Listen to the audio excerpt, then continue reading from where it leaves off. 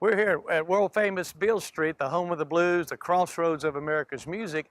And Lieutenant George W. Lee, who was the unofficial mayor of Beale Street back in the middle of the 20th century, said Beale Street was a mile of vice and commercial ambition owned by the Jews, policed by the whites, and enjoyed by the Negroes. Because it was a segregated city. This was a sanctuary area after the Civil War for sharecroppers and freed slaves to come up into Memphis and congregate on the Beale Street 10-block area here. And this was just 10 blocks of hardware stores, grocery stores, jewelry stores, department stores, variety stores, businesses of all kinds. In the middle of the century, there was 12 barber shops here with 39 barbers. But it was the main street of Black America is what they said at the time.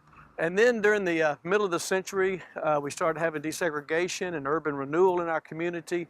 There was over 3,000 buildings torn out of the downtown area during the urban renewal years. A lot of Beale Street buildings became empty. The business went away.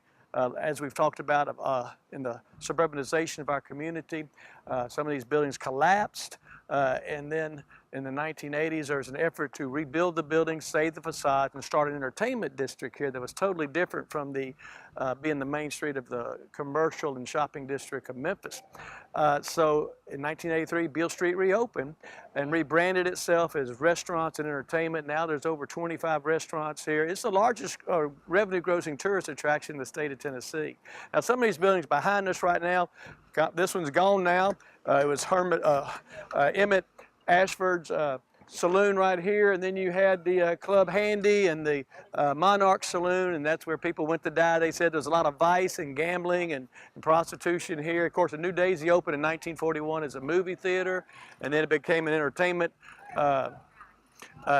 complex like it is now. Over here was, again, the Gillis brothers were a grocery store and a pharmaceutical business over here. Again, not your typical restaurants or bars like you see today. A whole commercial use at the time. Buildings have been resaved, and again, most of these are filled up now. And Beale Street is now the home of the blues and the crossroads of America's music.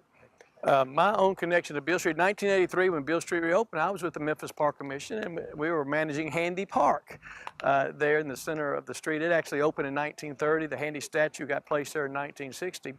And we had to try to figure out how to have events in Handy Park while you had restaurants over here as well competing and wanting the business and how to sell beer and how to close the street. And that was in the 1980s, 35 years ago. And obviously we somehow worked it all out. And then in the 1990s, I came to work for the Performer Entertainment Real Estate Company that was running the operations of Beale Street, and got be in charge of these barricades and the festivals and the security and the common area maintenance. So I've seen Beale Street from several angles, in and out.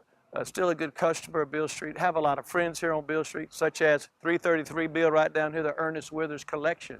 When I was running museums, Ernest Withers was one of our best photographers in Memphis, along with the Hooks brothers.